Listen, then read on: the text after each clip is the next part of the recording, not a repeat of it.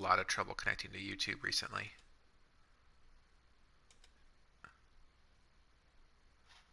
Looks like it's working.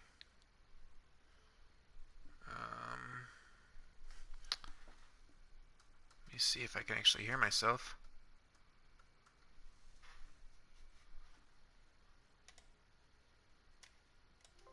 Test, test, test.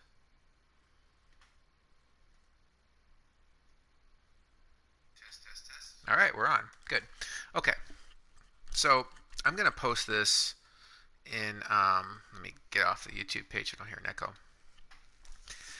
I'm going to post this on AFL Facebook and I'll tag everybody. I'm going to plan on doing this every couple of weeks. I didn't do one after week one, but with this being an offline franchise, it's hard for you guys to keep up with standings and statistics and awards and things like that. We can't hook it up to a Daddy Leagues because it is offline and they don't do offline on Daddy Leagues. I did look into that. So thinking every other week, week two, so maybe I'll do it again week four, week six, you guys can figure it out from there. And then as we get closer to the end of the season and playoff tiebreakers and things like that start coming into play, maybe I'll do this a little more often every week. I am planning on doing a highlight video at the end of every week also. That'll come out later this weekend or maybe early Monday. And then I'm kind of liking the Tuesday, Wednesday, Thursday, Friday schedule for games. What I might do is bump the night game up an hour. So instead of it going from 10 o'clock Eastern on, it would go from 9 o'clock Eastern on. And that's kind of twofold. One, selfishly, it's nicer to have my PlayStation unoccupied if I do feel like actually playing a game at 9 o'clock, which is usually when my kid goes to sleep, or if I just when I start putting my kid to sleep at 8, I can turn the game on. Then by the time we're done with that, my PlayStation's free, as opposed to it just being occupied all night. Something else to consider is we are getting to the point where, I don't know if we have them this week or not, but we're getting close to the point where we're going to start seeing some bye weeks. 2, 3, 4, 5, 6, 7, 8, 9, 10, 11, 12, 13, 14, 15, 16. So not yet, but at least in the next couple of weeks, we're going to start seeing some bye weeks pop up. So we will adjust the schedule there a little bit as there's less games, so we don't need the 4 slots on 4 days in a row. I do like the Tuesday, Wednesday, Thursday, Friday schedule. It's very easy for me to knock out games while I'm at work. I have been able to watch them somewhat, but then I get busy. I even got busy during the Bills game this week, and they choked and lost it. But all the highlights from that will be on the highlight video posted later this weekend. But this is about standings, statistics, and all that fun stuff. So the first thing let's do, let's just go take a look at the standings. We'll go division by division. We are only 2 weeks in, so it's not super hard to keep up with. But the Browns, with that overtime win over the Jets last week, get to 1-1. So the Browns and the Steelers and the Ravens are all 1-1, and the Bengals are at 0-2. Bengals have had a rough go of it these last couple games, but they've played some really powerhouse teams in the Seahawks and 49ers. The Ravens had that really ugly loss week one against the Dolphins, but they bounced back last week against the Cardinals. It was a closer game than I think Luka expected, but the Ravens did get the win. And then the Steelers, after dominating the Patriots week one, came back and lost a close one to Seattle last week. So that's how the AFC North is shaking out so far. We'll go to the AFC South, which right now is led by my nephew Noah. I guess as I go through here, I will remind you all who the owners are too, because we don't have that one-stop shop where people are signing up for games and it just starts to become like memory where you know who it is. So the Browns are Gabe, the Steelers are Trump, the Ravens are RVD's son Sean, and then the Bengals are T-Mag. Okay, so we're going to go to the AFC South now. The Colts are my nephew Noah. They're 1-0-1. They had the tie week one, which was just awful for them and the Chargers, and then they got a big win last week against the Titans. Big division win on the road. That was huge for them. The Texans are a weird 1-1 team. They had a shootout against the Saints where they almost looked like the second best team in the league who just happened to run into the first best team in the league. And then last week they just had a stinker of a game but managed to beat Jacksonville. So they're 1-1. The Titans are 1-1, and the Jags are 1-1. So the Texans are Magic, the Titans are Chef, and the Jags are Sham.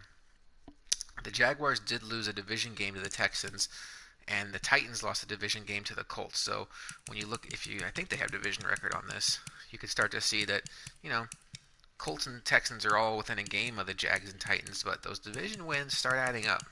You only got 6 of those games.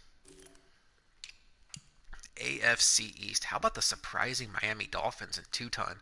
2 wins, beat the Patriots, who aren't the Patriots we're used to. It is life after Tom Brady, but they beat the Ravens week 1, which is incredibly impressive. The Jets just lost a overtime game to the Browns right before we came on the air here, but they did have the week 1 win against the Bills. My Bills can't catch a break. Didn't score a touchdown week 1. Gave up a punt return for a touchdown week 1. Gave up a punt return for a touchdown week 2 that ultimately swung the game, and then missed a field goal at the buzzer that would have won it. And then the Patriots are 0-2 and just can't seem to find offense. Joker, who does run the Patriots, has tried Jared Stidham. He's tried Brian Hoyer. I saw him say he wants to try Stephen Gostkowski. The Jets are run by Flip, resident Jets fan. And the Dolphins, as we mentioned, are run by 2-ton. The AFC West, the other team that was involved in the tie, Lara's Chargers, 1-0-1. The Chargers got a big win on the road last week against the Lions. That was a much-needed win. Had control of that game throughout, and then let it slip away, but were able to close the door. I want to say it was Joey Bosa who closed it out with a sack, but that may be something we cover more in the highlight video. The Broncos are run by Mega, had a big division win week 1 on the road against Oakland, but followed it up with a very disappointing loss at home to the Bears this week. So Broncos are sitting at 1-1. The Raiders with Roman lost last week, but lost week 1 against the Broncos that we mentioned, but got a huge win this week against the Chiefs. And that brings us to Cody's Chiefs. The Super Bowl champs are 0-2. Lost to Jacksonville, lost to Oakland. They're not only 0-2, they've lost to 2 of the teams that you would think would be 2 of the worst teams in the league. Maybe not like the bottom of the barrel, but 2 of the teams that you wouldn't be surprised at all if they're picking in the top 10. And all of a sudden, Pat Mahomes and the Chiefs are 0-2. Now, it's not like anybody's running away with this division, but the reality of the situation is they've lost a division game, they've lost 2 conference games, so it's getting late early for the Chiefs here in AFL Sim. They got to start putting some wins together, but they're perfectly capable of doing that. And having started off with 2 road games, I imagine they are home this week. And in fact, if memory serves, they're home against Baltimore, so that would be a fascinating matchup. The NFC North, we have RVD's Packers. They're sitting at 2-0. We have Cody Rankin's Bears sitting at 1-1. Stokes' Vikings, a very disappointing 0-2, and then Bailey's Lions, a disappointing but not surprising 0-2. Not a lot of talent on that team. You can see they've only scored 19 points so far through the season. The thing about RVD's Packers, which is impressive, is they're 2-0. But both of those wins have come in the division so far. So talk about getting a leg up on the division rivals as they've beaten the Bears and beaten the Vikings. Vikings are 0-2. They had that loss week 1 where Julio Jones scored a touchdown late. They lost in overtime, I believe, this week to the Packers. We'll cover that on the highlight video coming up later this weekend. Similar to the Chiefs, not as talented, but a similar where this is a team you would have almost locked into a playoff spot, or certainly a team that is going to compete for a playoff spot. Wouldn't surprise you if they made a deep playoff run. Sitting at 0-2, it is getting late early for them as well. They need to start finding a way to stack some wins. And they've lost a home game, too. They lost a home game to the Falcons. They lost a division game. So Vikings and the Chiefs are in some must-win situations coming up. The Bears are 1-1. That's a good spot for them. You know, a team that isn't necessarily the most talented.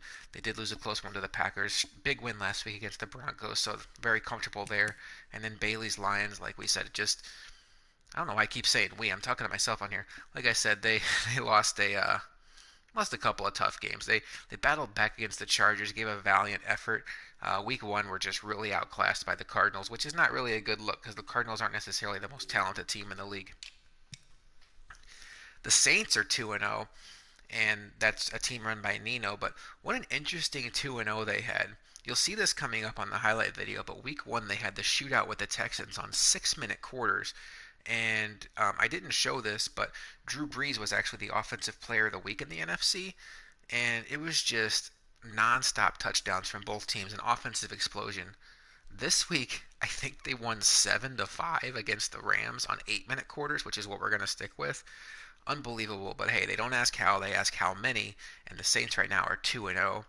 The Bucks and Tom Brady got their first win this week, and the Bucks are run by Justin. They got a win over their division rival Carolina Panthers, so it was not only good to get in the win column, but it's double good when you can do so and get one in the win column on the division record. The Falcons, as I mentioned earlier, they lost. Who did they lose to? Why is my brain farting right now? The Falcons lost week 2 to the Philadelphia Eagles. Um, Heartbreaking loss in overtime. Falcons have had two really close games so far. They pulled it out against the Vikings, and I'm not even going to tell you what happened.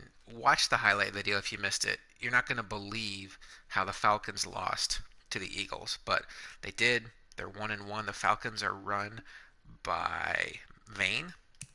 If I haven't covered it yet, the Bucks are run by JT. Saints are run by Nino. And obviously, the Panthers are run by Kimmy. He's been a Panthers fan for as long as we've known him. 16 points scored so far. Not going to cut it, especially in that division when you're talking about Tom Brady, Drew Brees, and Matt Ryan. And Teddy Bridgewater's putting up 16 points over 2 games. Ugly. Not a lot of sign of hope. Whereas I talked about a team like the Chiefs or the Vikings where they're 0-2, but you could see a path to them going on a run. This Panthers team is just depleted. They don't resemble the Panthers team that we were used to from the last few years with Cam Newton and Luke Kuechly. Those guys are gone. Very underrated cornerback James Bradbury is gone. This feels like a team in transition. I do think this is pretty accurate to how they're going to do when the real NFL rolls around. They feel to me a lot like a team that's trying to position themselves to get in the Trevor Lawrence sweepstakes in the NFL draft, which is why I thought the Teddy Bridgewater signing was kind of baffling because I've always viewed Teddy Bridgewater as kind of like a poor man's Alex Smith, where he's not necessarily going to win you a bunch of games, but he's going to be careful with the ball, and he's going to win you enough games where it's going to be hard to be the worst team in the league with him as your quarterback. So it was kind of a baffling move with how their roster was shaping out. I thought it made a lot more sense for them to just stick with Kyle Allen, who played last year, and just let him be terrible and get the top pick. But hey, these guys get paid a lot of money. They don't necessarily like to lose a lot of games. All right, let's talk about the NFC East. K. Wills, Philadelphia Eagles, 2-0 and 2 overtime wins. Not going to spoil how it happened this week, but it was definitely more exciting than week 1 when they beat the Redskins. 2 NFC wins, 1 division win. The 2-0 Giants. The Giants have beaten the Cowboys and the Bills, and the Bills and the Cowboys now not necessarily up there with like the Chiefs and the Ravens as far as like teams you think could make Super Bowl runs. Maybe in the Cowboys a little bit, but like two teams that you feel pretty confident coming into this thing are really going to have a good chance to be in the playoffs. And here are the Giants just downing them both. Get off to a 2-0 start. Danny Dimes looks good. Saquon looks good. They got down big to the Bills last week, had a nice special teams play, and then got a clutch touchdown after getting Josh Allen to fumble. Heartbreaking for me as a Bills fan, but Edub and Costa, their Giants are 2-0. Might be shocking the world here. And then Fisher's Cowboys are 1-1. We talked about, or I talked about how they lost to the Cowboys. They lost to the Giants week 1. Came back this week and got a big win over the Redskins. Again, it's kind of like a double up win. They get a win to get in the win column. They also get a conference win. And then the Redskins, very similar to the Panthers, where I don't think anything about 2020 is setting up to be their year. Now, to me, I think the Redskins have a better direction than the Panthers if we're just talking about real NFL because they've cleaned out a lot of the garbage that was in their organization. They brought in my opinion, the perfect head coach for their situation in Ron Rivera who can bring some stability, some culture to that team. He's going to get rid of the bad apples. You saw that, unfortunately, with someone like Quentin Dunbar. You know, he was a former Redskin. He's actually a cornerback that people thought was up and coming and playing very well, and then there's a warrant out for his arrest. So I don't know if those two things. I don't think that's a coincidence. I think Ron Rivera is going to prioritize character over talent, at least at the beginning, as he tries to rebuild this thing from the ground up. The Redskins do have some talent, especially on the defensive line, but it's going to be a struggle on the offensive side of the ball. They do have some building blocks with Dwayne Haskins, Darius Geis. Obviously, terrible Terry McLaurin is a very pleasant surprise from last year, but it's a rebuilding year for the Redskins. And I think the biggest thing for them is continue to surround Ron Rivera with his players, establish a winning mindset, find a way to get Daniel Snyder away from the football decisions and let the football people run it. And then obviously it's all going to come down to how well Dwayne Haskins can play. But if you're following this guy on Instagram on his off season, this dude is dedicated. I think he's dropped like 11 pounds and down to 7% body fat. Super impressive, so it won't be for lack of effort. Let's talk about the NFC West. We have Danny's San Francisco 49ers. The Seattle Seahawks are ran by thinking, Shams' son. The LA Rams are run by Bow. And then the Cardinals are run by Luca, obviously. 49ers are 2-0 and just smashing teams. They dominated the Bucks week 1, which I think is going to end up being a pretty impressive win. The Bucks to me are a team that smell like they're going to just end up being a playoff team, especially with as impressive as they look this week against the Panthers. The Seahawks 2-0 again dominated the Bengals, wasn't unexpected, but then backed it up with the win in Pittsburgh this week. Both of those teams have scored in the 50s so far, which is really impressive, especially when you figure we've only been on 8-minute quarters once.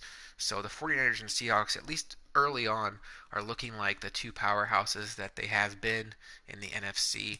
The Rams are 1-1, but their one loss came against the Saints. But that points far, points against is just weird. Um, you know, you could say bad offense, and obviously if you have 15 points in 2 games, it's bad offense, but they've given up 10 points. And one of the teams they faced was the Saints. So, bad offense, yes. Very good defense, yes. I'm interested to see which way that goes as the season goes on. And the Cardinals are 1-1. That's good for them. They beat the Lions week 1 and gave the Ravens a heck of a battle week 2. So we'll see what happens. Kyler Murray looks like a future superstar in this league, in my opinion, in real life. DeAndre Hopkins is obviously a huge get for them. I think they could be the kind of team where they. I think this year, the thing about the Cardinals is, and I don't mean this as an insult, but to me, they're going to resemble some of those Lions teams that when Calvin Johnson was in the league, where you look at him and you're like, God, this team has so much talent. Why are they only winning 8 games a year? What the Cardinals have done is they have filled out their skill position players fantastically. Like Christian Kirk, to me, is going to be one of the better number 2 receivers in the league. DeAndre Hopkins obviously is one of the better number 1 receivers in the league. Larry Fitzgerald's going to have a role on the team, probably a bigger role than maybe even he deserves at this point in his career. But Andy Isabella was a guy I know they were excited to draft last year, and they're built to run the offense that they have laid out to run with Kyler Murray. The problem is they really aren't that good at the line of scrimmage, both on the offensive line or the defensive line. And I think, especially in this division, when you look at some of the lines they have to go against on the defensive side of the ball, particularly the 49ers and the Rams, there's going to be games where, as good as their offensive skill players are, I think their offense is going to get shut down just because they get dominated up front. So I think the Cardinals are built very well at the sexy skill positions, but I think it's going to hold them back that they really aren't going to have the advantage more often than not on the offensive and defensive lines. But they have what I think is a future superstar quarterback to build around, and that's obviously a good place to start. So I like what they're doing, but again, I think this is a team that's probably a year away, particularly when you're talking about trying to catch teams like the 49ers and the Seahawks in real life and in AFL Sim. Did we get all the divisions? We did. All right, speaking of the 49ers, that leads us to weekly awards. Jimmy G, 386 yards passing, 3 passing touchdowns in the win over the Cincinnati Bengals. Cameron Jordan, we just talked about the Rams. Cameron Jordan had 7 tackles and 6 sacks against the Rams. Good Lord. Huge. Pierre Desir in a loss for the Jets had 2 interceptions and 10 tackles. And then Derek Carr in the big upset win over the Chiefs, 301 yards passing, 2 passing touchdowns, and he is your AFC Offensive Player of the Week. I didn't do one of these recap shows week 1, but just to wrap that up, Drew Brees and Deshaun Watson take those honors. No surprise there, as they had a very entertaining shootout. Minka Fitzpatrick and Bobby Wagner both scored defensive touchdowns in their game. Or I am mistaking about that. It was KJ Wright that had a defensive touchdown in the game. What did Bobby Wagner do? 4 first forced fumbles? Good Lord. 3 fumble recoveries? That's insane. So if you had him in your fantasy defense, he would have won you your game if you play IDP. All right, guys. So that is the standings, where we're at. Look back at the awards. Now let's look at the schedule. And I'm not gonna tell you what games are gonna be what, but I'm gonna tell you the logic going forward. So going forward, what I'm gonna do is I'm gonna always make the Thursday night game the first game we go with that week. For one, I think it at least potentially helps with the glitch of where at halftime it shows the Thursday night score. But I also think it's just kind of neat. Like, it's the Thursday night game. It should be the kickoff game. It's the game that is the one that starts off the week. So why shouldn't it start off our week? And then I also liked the way it looked this week when the Rams and Browns and Bears and Redskins, the Sunday and Monday night game, were the last two games of the week. Because if you noticed, and I don't know why you would notice this if unless you have played it. I didn't know this, but the presentation is slightly different for Thursday night, Monday night, and Sunday night games than like your normal Sunday 1 o'clock game. And it has a slightly different presentation. The halftime roll, like especially on the Monday night game, will show all the scores from the week that's happened so far. So it wouldn't make a lot of sense to throw that Monday night game like on the first day of our 4 day slate and have a bunch of 0-0 games. So I like ending with the Sunday and Monday night games on day 4. And I probably will just go in chronological order based on this. But what I will do is I'll sub out. I still want to have like more intriguing matchups at night, but I also want to factor in people's schedules, right? Like I know Danny and well, Danny's a good example of somebody who, like, if I put him at noon, he's on the West Coast and he stays up late. Like, he might be sleeping through his game. So I wouldn't do that to him. I would try my best to at least have his game. And I say that I'm probably like screwing up and realizing I had his game at noon one time. But like to me, Danny's Niners, I'd probably would try to at least always have them in like the third game of the triple header to give him a couple more hours to catch up. Um, Things like that. I try to keep that in mind when I'm doing these schedules, guys that are on the West Coast. But I'm going to try to make it more intriguing matchups in that prime time slot. So, like this Jets Patriots matchup, sorry, Joker, the Patriots just have been pretty shitty. To me, this matchup right here would look a lot better in prime time. Just eyeballing it right now, you have a Vikings team that high aspirations, and they're 0-2, and the Raiders just came off a big win against the Chiefs. So let's see if they can back it up with a big win against the Vikings, or can the Vikings get their first win? This game here has prime time written all over it. Who wouldn't want to see Ravens against Chiefs, especially with the Chiefs at 0-2? So we got some good options in there, and we'll get the schedule built. I, timeline wise, I'm going to try to have the schedule out. The schedule will be out by Monday. The games are going to kick off again on Tuesday. 4 games a day. The triple header during the day, and then the night game. Tuesday, Wednesday, Thursday, Friday. The only thing that's probably going to change this week is the night game is going to, instead of starting at 10 p.m. Eastern, it's going to get bumped up to 9 p.m. Eastern. And that's just, that way, once my kid is finally asleep, my PlayStation isn't occupied with simulation football. It actually gives me the opportunity to play a game if I want to.